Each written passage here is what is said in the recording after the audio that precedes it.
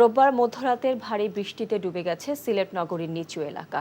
এতে আরও বেড়েছে ভোগান্তি। ভারী বৃষ্টিতে রাতেই জলবদ্ধ হয়ে পড়ে নগরীর উপশহর যতরপুর, মেন্দিবাগ, জামতলা, তালতলা, শেখঘাট, কলাপাড়া, মজুমদারপাড়া, লালদিঘির পাড়সহ অনেক এলাকা। ডুবে গেছে শহরের ফায়ার সার্ভিস স্টেশনও।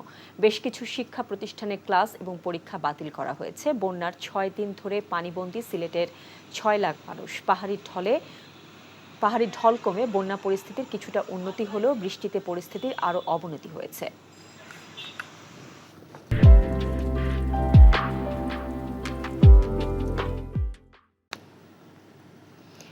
এ বিষয়ে জানতে যাচ্ছি সহকর্মী সজল ছত্রীর কাছে। সজল, বৃষ্টিতে নগরীতে জলাবদ্ধতা সৃষ্টি হয়েছে, তো এখন কি অবস্থা? দুর্ভোগ আসলে জনগণের কতটা বেড়েছে?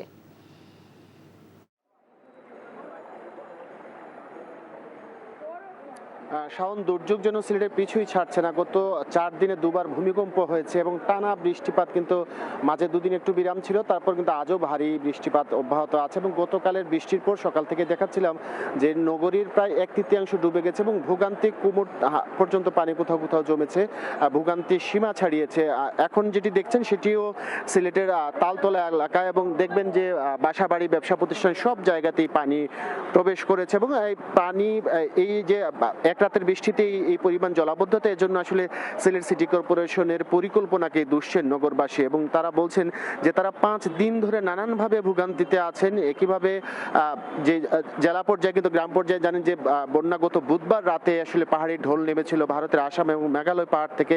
সেই ঢলে সৃষ্ট যে বন্যা, সেটিতে কিন্তু এখনো মানুষ পানিবন্দী আছেন। প্রায় 6 লাখ মানুষ পানি নামতে শুরু করলেও সেখানে কিন্তু ক্ষতচিহ্ন ভেঙে ভেসে উঠছে এবং বিপুল পরিমাণ গ্রামীণ সড়ক কিন্তু ক্ষতিগ্রস্ত হয়েছে।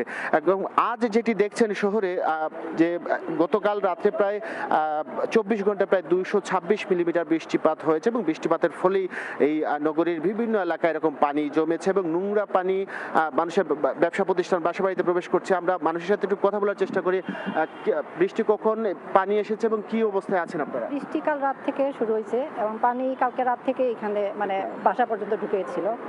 আর খাল তো ভরে গেছে, খাল খনন করা হয় না, যার কারণে এই অবস্থা আর কি। 22-এর পরে যদি খালগুলো খনন করা হতো ভালো করে, তাইলে হতো, আর এই পানিটা আমরা জলাবদ্ধতাটা হতো না।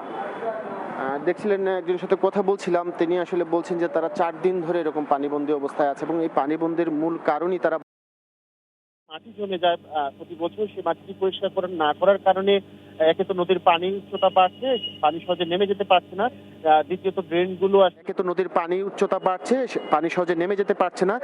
দ্বিতীয়ত ড্রেনগুলো আসলে পরিষ্কার না থাকার কারণে পানিবন্দী মানুষের দুর্ভোগ আসলে আরো বাড়ছে এবং পানি খুব দ্রুত নেমে যাচ্ছে না। এটা হচ্ছে সবচেয়ে আশঙ্কার এবং দুর্ভোগের সবচেয়ে বড় কারণ হয়ে দাঁড়িয়েছে এই বিষয়টি। আমরা জানি যে সিলেটে এরই মধ্যে কিন্তু বেশ কিছু শিক্ষা প্রতিষ্ঠানে ক্লাস এবং পরীক্ষার ছুটি ঘোষণা করা হয়েছে এবং যারা এসএসসি পরীক্ষার্থী তারা কিন্তু ব্যাপক ভোগান্তিতে আছে। তারা তাদের প্রস্তুতিতে ঘাটতি পড়ছে। এই মাসের শেষেই আসলে এসএসসি পরীক্ষা, এইচএসসি পরীক্ষা শুরু হবে। তো সব মিলিয়ে দুর্ভোগ আসলে বাড়ছে, সমঝোতা যাচ্ছে এবং আকাশ কিন্তু এখনো মেঘলা। বৃষ্টিপাত যদি অব্যাহত থাকে দুর্ভোগের কিন্তু শেষ হচ্ছে না সহসা, এটা বলা যায়। শাহন, জানছিলাম সিলেটে জলাবদ্ধতার খবর।